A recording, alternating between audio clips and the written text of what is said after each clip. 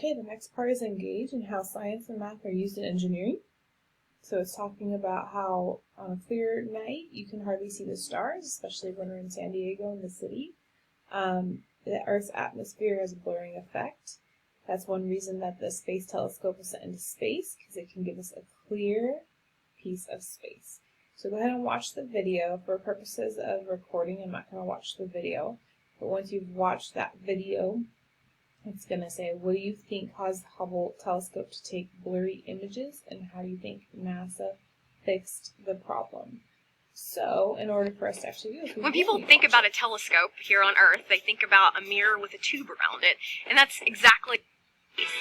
And of course, the purpose of Hubble is to take these beautiful images that we learn about, and so the images are recorded on cameras. I'm just going to start. What caused the Hubble telescope to take blurry images was, and then NASA fixed, NASA's all capital, fixed the problem by, alright, now we'll keep watching. And then the data sent back to Earth for us to study. The Hubble Space Telescope powered up, all systems nominal, and the data began to stream in. Images of far-off distances, galaxies and stars, but there was something wrong.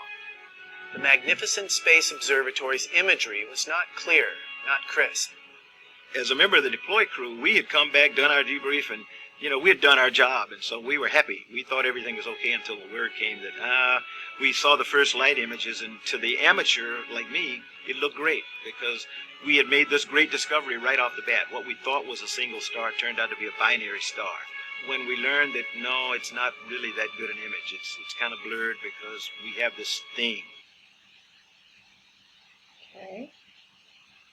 So it was blurry. So what do you think caused it to take blurry images, and how do you think they fix the problem? So it's really anything that we think. Alright? What caused it to take blurry images was that it did not have, this is what our guess is, right?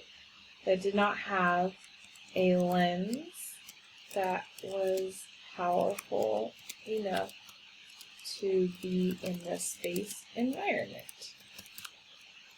So NASA fixed the problem by using different materials for a lens in space.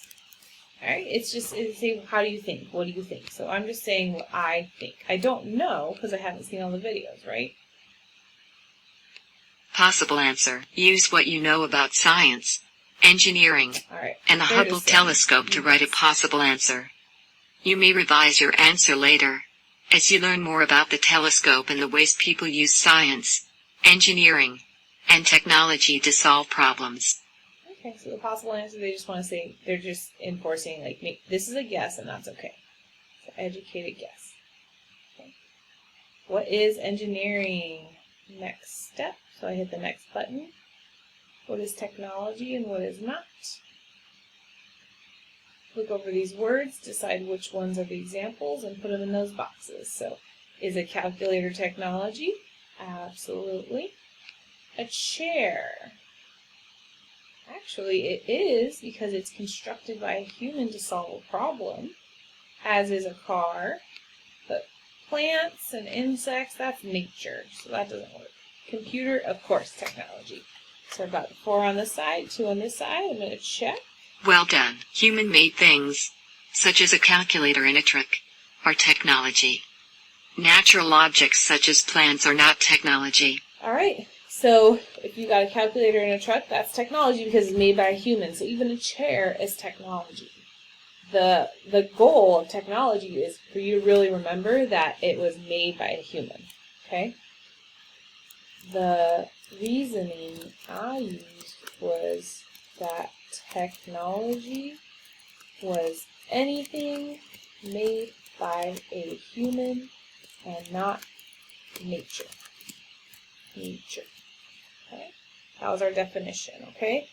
What are some things you see around you? Doors, chairs, cars, those are all engineering pieces. Even shovels are technology. How can we define technology? It's different process. It's solving a problem or meeting a need.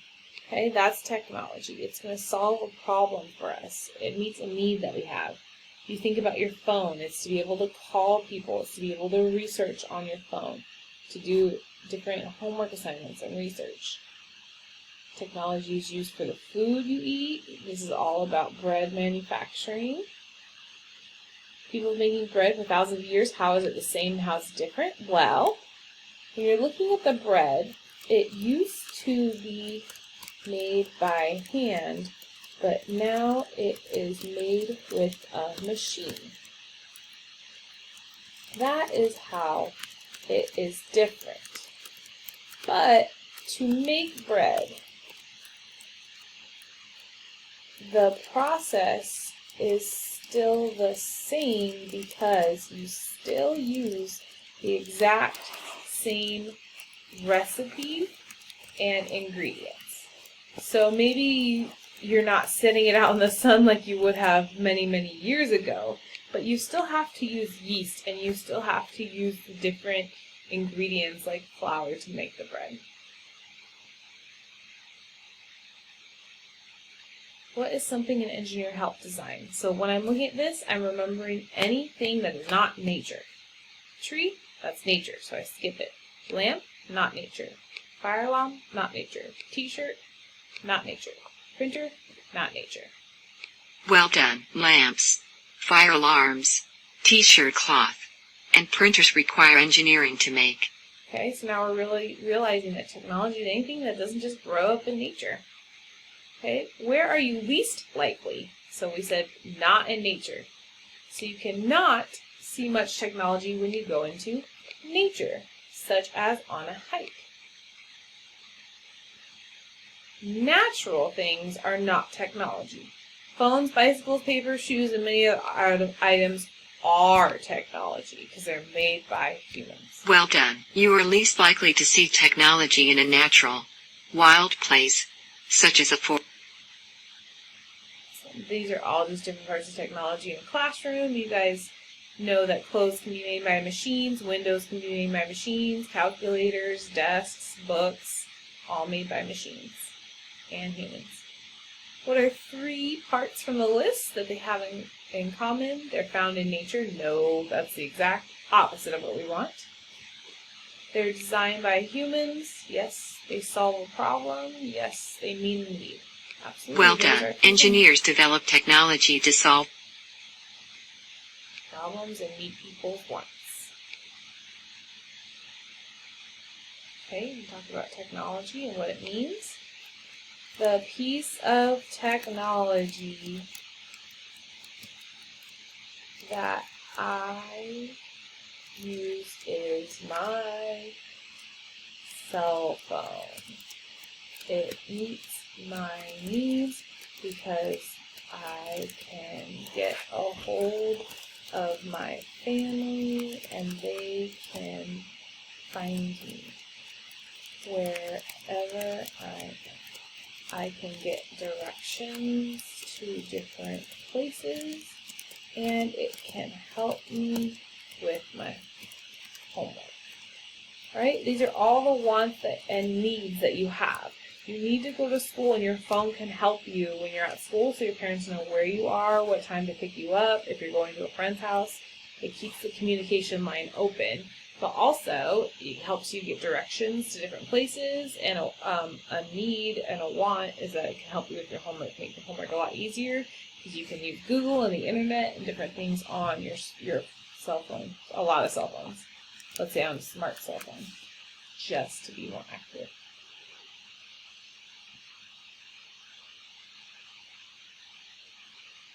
Technology all around us, from homes, traffic lights, ovens. Humans have been designing all these solutions for a long time. What is the purpose of technology? Technology is anything made by humans. And it was saying wants and needs, right? It solves a want or need that humans have. There you go. Solving a want or a need.